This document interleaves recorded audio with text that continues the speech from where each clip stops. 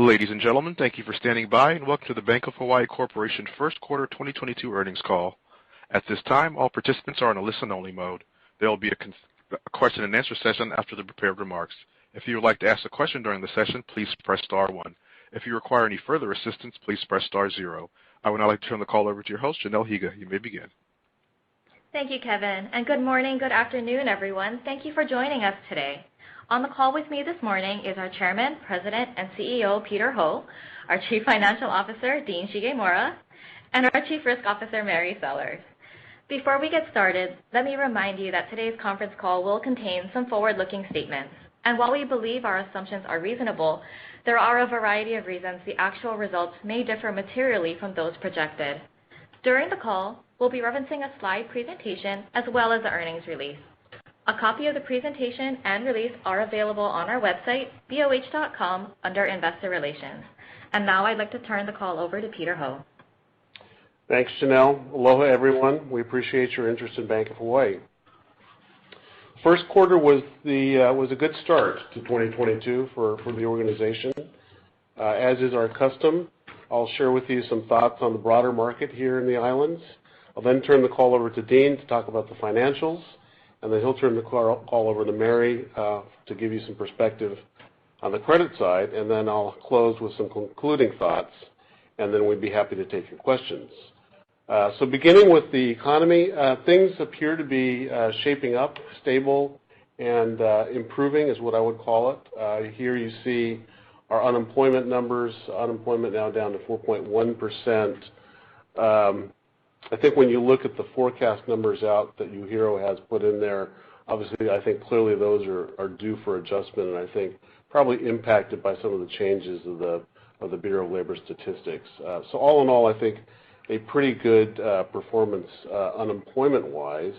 When you look at some of the high-frequency data that the university also puts out, what they call their economic pulse, which is an aggregation of a bunch of high-frequency data, you'll see that really that rating is up to its highest level ever in the new environment that we find ourselves in. So as of the past couple of weeks, that rating hit 81 points. To give you some frame of reference, our prior peak was 75 in the summer of 2020, just before Delta hit, and then as those numbers took a dip with Delta and then Omicron. So nice to be back up at a high and hopefully moving forward from there. Switching to real estate, here you see that the real estate market, at least here on Oahu, our primary market, continues to do quite well. So price points still elevated at very high levels, both single family as well as condominium. And also you see that that pervasive inventory or shortage of inventory continues to be the case, and not likely to see much change in that environment anytime soon, and then therefore I wouldn't expect to see too much erosion in price points, certainly not in 22. Next slide. Switching over to the visitor side, this is really an evolving story. You can see in the chart that 2022 levels are getting closer to 2019 levels or pre-pandemic levels. The numbers are, from an arrival standpoint, down still 25% from 2019, but that's really the tale of two marketplaces. U.S. arrivals, both East and West U.S. arrivals, are up year-to-date 8% from 2019, but clearly the drag and what's dragging down the entire market are the Japanese, down 98%, Canada down 61%, and other international marketplaces down 70%. Interestingly, when we look at spending patterns, the news isn't quite as bad there. Spending is down, and I remember I told you arrivals were down 25%, but spending's only down 9.9% this year-to-date through February. And this reflects a very robust U.S. consumer. So U.S. spending, or U.S. market spending in the islands year-to-date February is up 27% and offset somewhat by Japan, Canada, and other international. Just to finish off on the visitor side, RevPAR performance, which, as you can imagine, has been quite difficult through the pandemic, is really starting to look up. So the last 3 months, beginning in December, RevPAR in the state was actually plus 7.6% versus 2019 levels. January was off slightly at minus 1.3% versus 2019, and February bounced back nicely to plus 4% versus 2019. So all in all, what we see in the visitor segment is kind of a reasonable performance given what's happening in the various marketplaces. I think a fair amount of fair case for optimism as we look forward, and hopefully welcome the Japanese visitors back. Hopefully towards the tail end of this year. So that's it for my open, and let me now turn the call over to Dean to share the financials. Dean? Thank you, Peter. Our strong core loan growth continued in the first quarter. Core loans net of PPP waivers increased by $354 million, or 2.9% linked quarter, and by $1.1 billion year over year, or 9.4%. Growth was across both commercial and consumer loan portfolios at 2.5% and 3.2% respectively linked quarter. PPP loan balances declined by $69 million, and $58 million remained at the end of the quarter. Net interest income in the first quarter was $125.3 million and included $1.8 million from PPP loans. The fourth quarter net interest income included a one-time reduction of $900,000 for an adjustment to deferred mortgage loan fees and $5.7 million in PPP loan interest income. Adjusting for the one-time charge in the fourth quarter and total PPP loan interest income in both quarters, the first quarter's core net interest income was $123.4 million, up $1.9 million, or 1.6% linked quarter, driven by strong loan growth and rising interest rates. Our core net interest margin, which excludes PPP loan interest income, increased by 7 basis points linked quarter to 2.31%. Our loan-to-deposit ratio remains low, well below regional and local peers. This affords us a strong and stable base of low-cost deposits that is a readily available source of liquidity to fund loan growth and provides pricing flexibility. One of the driving factors of this strong deposit base is Hawaii's unique deposit market and our strong position within this market. According to FDIC deposit study data, the top 5 banks make up nearly 97% of deposits in the state of Hawaii. Bank of Hawaii is well positioned as the market share leader with exceptional brand recognition and customer relationships. The composition of our deposits further demonstrates the strength of our deposit franchise.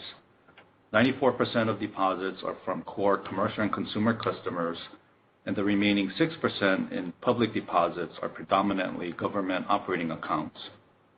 When analyzing our deposit products, 96% of our deposits are in core savings and checking accounts, with checking balances comprising nearly 60% of total deposits. Our solid base of low-cost deposits provides us with flexibility in a rising rate environment. Total deposit balances increased $356 million, or 1.7% linked quarter, and $392 million in core commercial and consumer customer accounts, while our deposit costs decreased by 1 basis point to 5 basis points in the quarter. During the last rising rate period, we demonstrated pricing discipline at approximately 20% beta while continuing to grow deposit balances.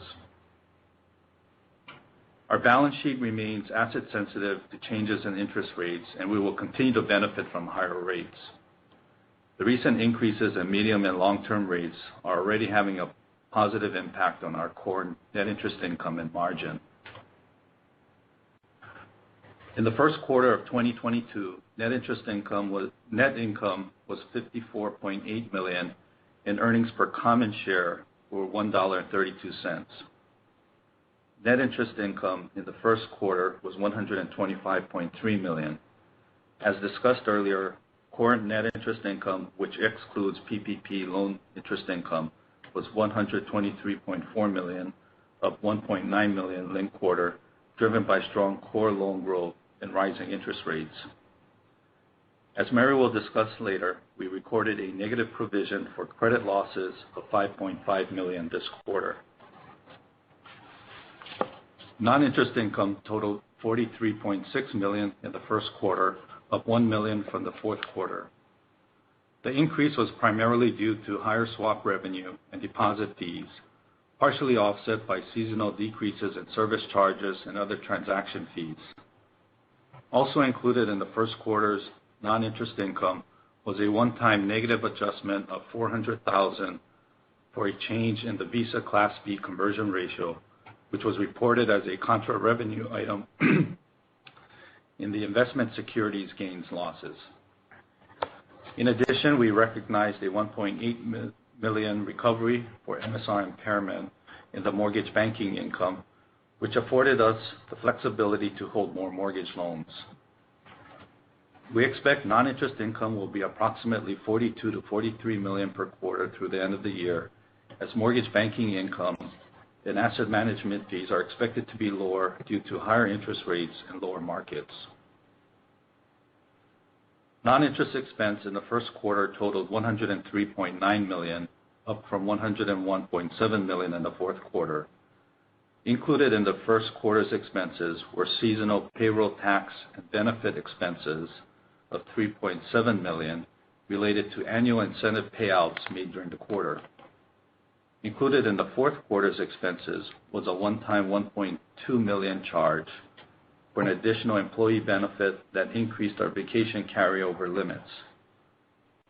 Adjusting for these items, the first quarter's expenses were $100.2 million, down $300,000 from the normalized fourth quarter expenses of $100.5 million. Thus, in the first quarter, we were able to maintain our overall expense discipline while continuing with our innovation investments. For the full year of 2022, expenses will be approximately $414 to $415 million, as inflation pressures have increased overall expenses. The annual merit increases and one-time cost of living adjustment, which together totaled a 5% increase for employees, began on April 1st. Our return on assets during the first quarter was 0.97%. The return on common equity was 15.44%, and our efficiency ratio was 61.53%. Our net interest margin in the first quarter was 2.34%, unchanged from the fourth quarter. Excluding total PPP loan interest income, the core margin was 2.31%, an increase of 7 basis points linked quarter. The increase in the margin during the first quarter reflects the ongoing impact of strong core loan growth and rising rates.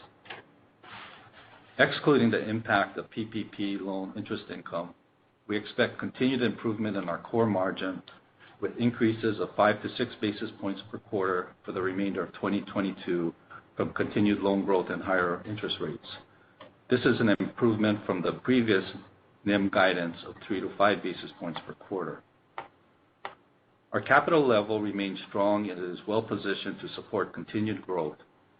Our CET1 and total capital ratios were 11.83% and 14.41% respectively, with a healthy excess above the regulatory minimum well-capitalized requirements.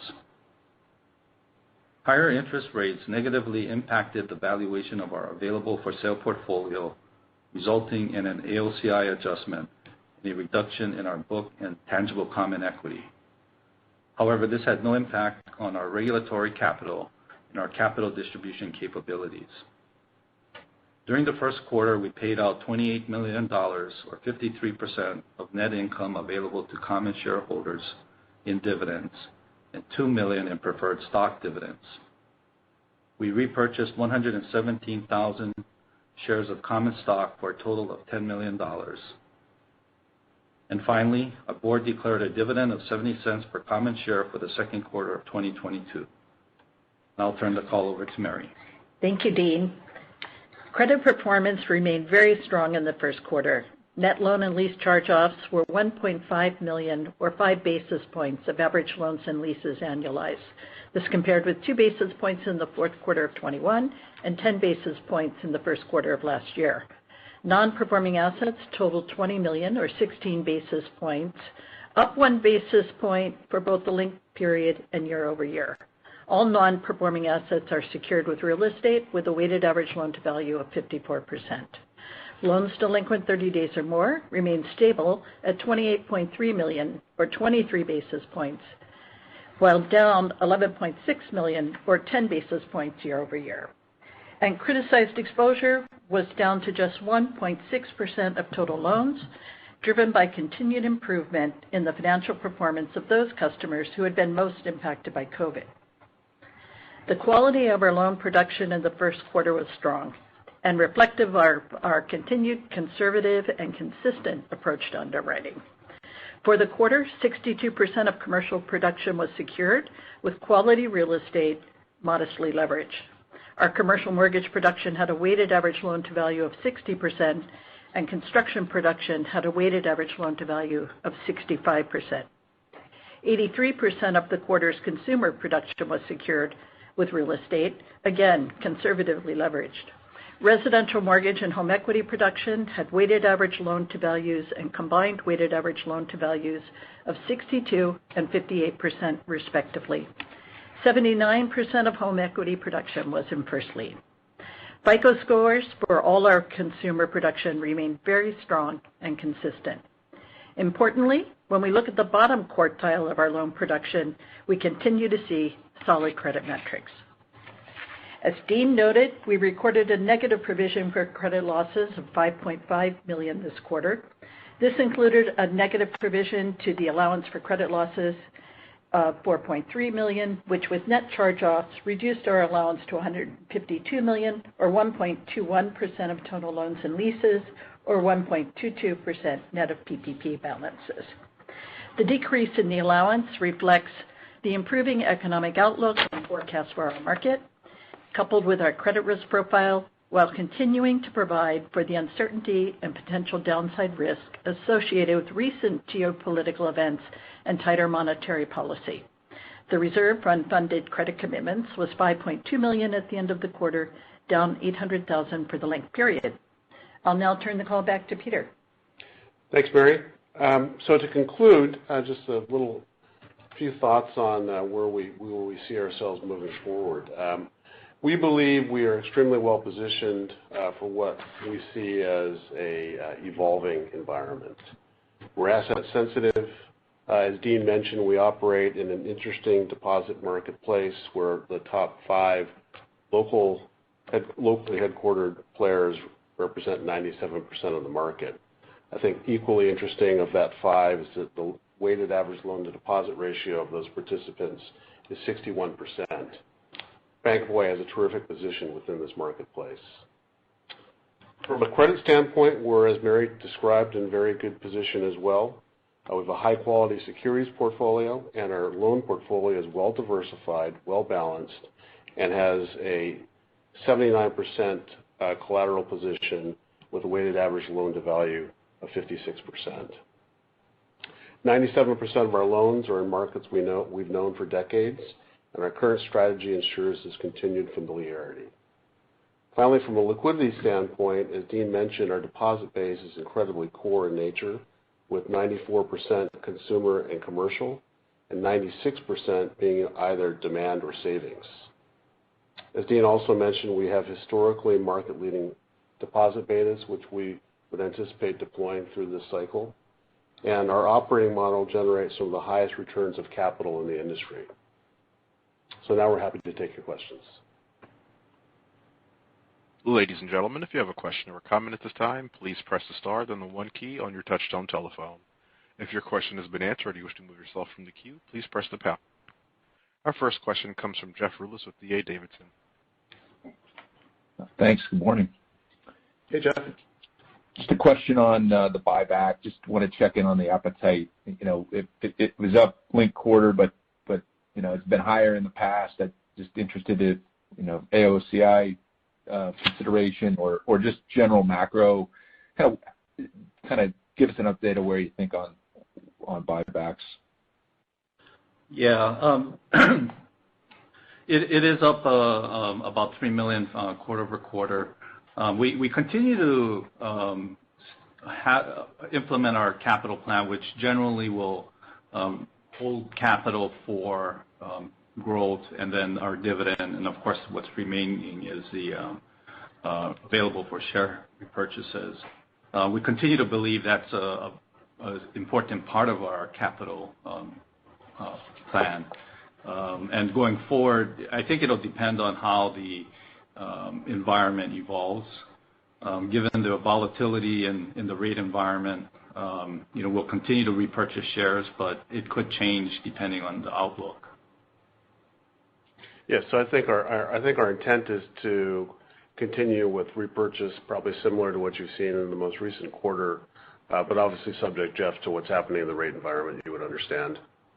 Sure. Yep. Thanks. And Peter, you mentioned that, it looks like the UHERO forecasts are kind of lagging real time. And maybe a question for Mary just on that. Does the first quarter provision recapture sort of bake in as of March end? In other words, if we've seen some economic improvement, can we kind of assume that would be reflected in the second quarter provisioning consideration? In other words? Exactly, Jeff. Exactly. Okay. Got it. And last one, maybe Peter, just trying to circle back to the island's behavior on the last up rate cycle. How both loans and deposits, you talked about the uniqueness of the local participants on the deposit side. My guess is last up rate cycle deposit betas were lower. But if you could just touch on both how loan and deposit pricing kind of played out in the last cycle. Yeah, I would say that the deposit front was pretty stable. I mean, I think we had about a 20% deposit beta, and we didn't have the best betas in the marketplace. So there's a good amount of stability, I'd say, on the deposit front. In part, and one of the reasons why I mentioned the weighted loan to deposit ratio for the top 5 is there's always been a bit of a mismatch between funding and assets in the islands, and I think that's in part how you get those betas, right? So as we look forward, Jeff, interestingly, the liquidity dynamics of the marketplace are not a lot different than the last cycle. So then, therefore, I wouldn't anticipate much to change on the deposit front. On the loan front,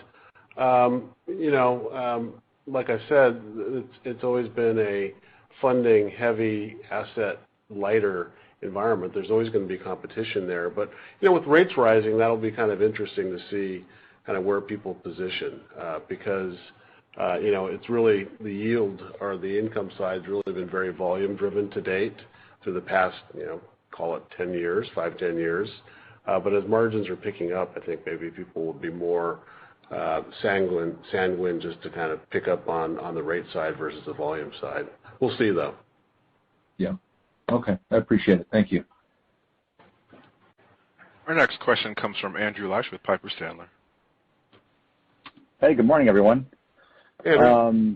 Just questions on the loan growth continues to be really strong. It sounds like you retained more on the mortgage side, so that may have driven that. But is there anything you can point to? What's going on in your market, or maybe with your bankers and lenders specifically that's driving this? Just given how strong that it has been for several quarters now. Yeah, sure. So, well, first of all, we saw growth in just about every category, both consumer and commercial. C&I was a bit flattish, but CRE was up 3.4%. Construction was up 12.7%. So, clearly on the commercial side, I think we're the beneficiary of a healing economy, increased activity as people, are generally a lot better capitalized than you might imagine coming out of a pandemic, and then having a consistency of team for many, many years that's just allowed us to, one, ensure that we've got quality staff out there in the marketplace taking care of clients, and then two, having staff that's been, managing the same clients for an awful long time. And so as opportunity begins to peek its head out, execution becomes that much more possible. On the consumer side, I think we probably held on to a little bit more resi mortgage production, just as kind of, I think the fee side was not quite as attractive as earlier quarters. But in general, I'd say that, resi was up, home equity was up, indirect was up, even indirect with the inventory challenges of the marketplace. And there it's a combination of, I think, really great programming. We're really starting to see traction on our marketing front. We're seeing great traction on our channel diversification side, good movement into our Simplify online platform. So really kind of a combination of things that's helped to deliver that outcome, Andrew. Yeah, that's great color. And then how are pipelines shaping up so far this quarter? I know it's still early, but how are things trending now? Yeah, I mean, we have a monthly pipeline meeting with the entire consumer and commercial team. It's always much anticipated. And I'd say, Q2 looks pretty good.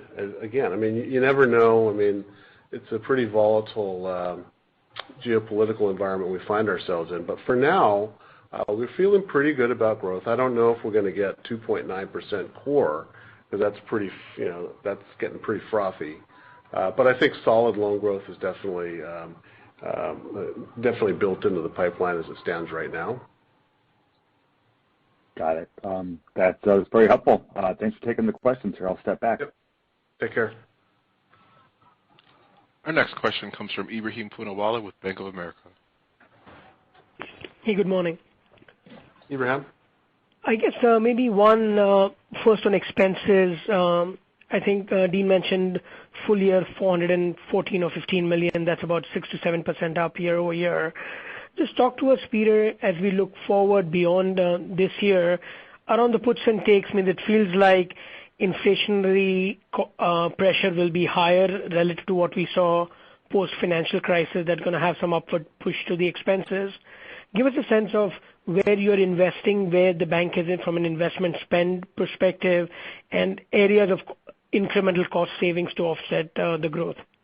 Yeah. So, yeah, good. That's really the question these days, isn't it?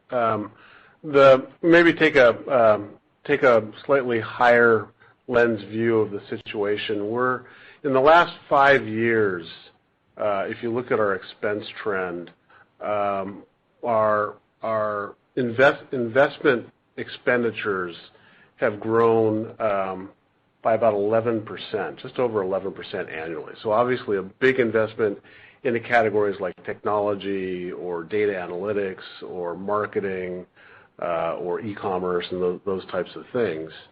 The overall growth of expenses in the company has been 3%. And so kind of those non-strategic areas, those areas other than what we deem to be investment in strategic, has grown at a 0.9% clip. So we've been able to accommodate the investments that we think we need to do. Clearly the world's changing and clearly consumers are changing. And who's paid for that is in fact kind of every other expenditure. So as we move forward, the challenge is we do see a more inflationary environment. Obviously, I don't think we can keep kind of other expenses, kind of the rest of the company, at 1%, call it. That's got to go up. But I think what will happen to Ebrahim is, clearly that 11% was not an intended sustainable CAGR. I mean, that number is going to come down meaningfully. And so I think where we're going to land out is kind of a 4%-ish kind of annual growth rate. That, as you know, for Bank of Hawaii is a little bit on the high end, but I think we're just in a different inflationary environment than we have been previously, and there's still some investment spend to be made. But I'll tell you, a good portion of that is already built into our expense bloodstream, and so a lot of the kind of pre-work that you got to do to get these platforms, whether it's marketing or e-commerce going, takes a lot of upfront expense. Got it. So like a 4% core expense growth is the right way to think about that. So that was helpful. Thanks, Peter. Yep. And I think you mentioned, Dean, about 5 to 6 basis points per quarter for the rest of the year, and you all provided some color on just deposit dynamics.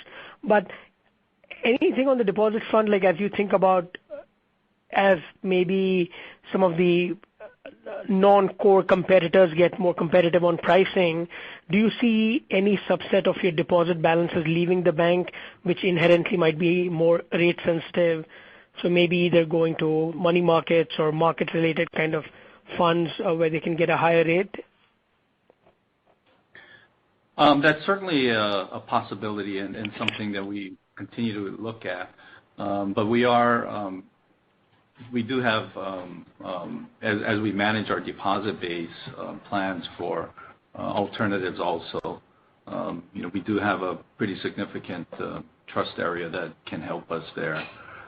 But the intent is to kind of maintain our customer base and deposit balances. Got it. And just one last question. When we look at the TCE to TA ratio, I think you mentioned you're still going to do some modest buybacks similar to 1Q levels. And I realize the AOCI impact is transitory. But when we look at the TCE at 5.4, does that have any impact in terms of influencing capital management, or you look past AOCI as near-term noise? It's certainly something that we pay attention to. It's not maybe the highest ratio that we look at. We look at primarily the regulatory capital ratios, and from that perspective, the AOCI doesn't impact that. Yep. So that's kind of what we look at. If there's a significant change, there could be some different actions, but right now it's certainly just the regulatory capital ratios that are top of mind. Got it. Thanks for taking my questions. A question comes from Kelly Motta with KBW. Hi. Good morning. Thanks for the question. Kelly? The first is just on your new core NIM guidance of 5 to 6 basis points a quarter. Just wanted a quick clarification if that was incorporating the forward curve or any rate assumptions going into that. It's not the entire curve. It's certainly expecting rates to rise, but it's slightly actually less than the forward curves would predict currently. And it assumes about a 2.5% Fed funds rate and 2.85 on the 10-year. Great. Thank you so much. And then turning to loan growth, I mean, across the board it was really, really strong. It does look like core C&I came down a little bit. Just wondering if you could provide us an update on utilization rates and where they are versus where they've been historically, and when and if you think they are going to start normalizing. Hi. They were 34% this quarter. That was down from 37% last quarter. They tend to range around probably 33 to 40, really just episodically as customers look to access liquidity. Yeah, I don't think that utilization rates are I don't think they represent either an upside or downside risk to outstandings. It's just they're pretty normal at this point. Got it. That's super helpful. Thanks so much. I'll step back. Our next question comes from Lori Hunsinger with Compass Point. Yeah, hi, good morning. Lori. Just wondered if we could go back to net interest income for a moment. I just wanted to understand with respect to the PPP fees. So there was $1.8 million this quarter. That leaves you round number 600,000. Is that a right number, or is there a better number? Exactly. Actually, about 800 remaining on 800. the fees. Yeah.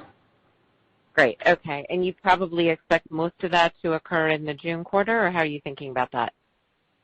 I would say, it's becoming less and less of a, material part of our balance sheet and income statement. But, I would say roughly half of that would run off in the second quarter, and then another half of what's remaining in the third, and so we'll probably have some stragglers throughout the year, but kind of it's stepped down enough where it's not a meaningful part of our balance sheet. Okay, great. And then, I think in Kelly and Abraham, you touched on this with their questions, but I'm wondering if you could sort of help us think about it a little bit more succinctly in terms of your deposits are fabulous and they're low costing, and they were, if we rewind back to 2019, I think your deposit betas will be fabulous as well. Can you just help us think a little bit about, for every 25 basis points, what that looks like? Maybe just drill it down a little bit more since your forward guide is looking less from the forward curve. Can you just help us think about it a little bit more? Because a 5 to 6 basis point per quarter increase, at least by my math, is looking really pretty light. I'm just trying to understand that because you are so asset sensitive. Mm-hmm. So every 25 basis point increase in Fed funds is about 900,000 per quarter, so about 300,000 per month, and that's only on the Fed fund, the short end of the curve. If the curve, the long end, were to go up 25, it's a little bit more nuanced, but it's about 40,000 per month, but it compounds because that's how the nature of the longer term assets as they reprice. Yeah. The other factor, Lori, to think about too is, as rates were coming down, our bias was to invest a little bit longer in the securities portfolio, and now with kind of an inversion in that trend, we're probably going to be investing shorter and even maybe towards floaters in that environment. So it's going to give us a lower initial yield, but hopefully a higher yield down the path. Okay, great. That's helpful. And then with the non-interest income, I just wanted to understand two things. I think you had mentioned that included in your securities loss was a one-time negative adjustment for the Visa Class B conversion. Did I get that right? $400,000? Is that correct? Yes. Okay. And can you just expand on that a little bit more? Yeah. So when we sold our Visa Class B shares, we took back a swap on the conversion ratio. So Visa reset that ratio, and as part of the trades that we did, the reset cost to us was $400,000.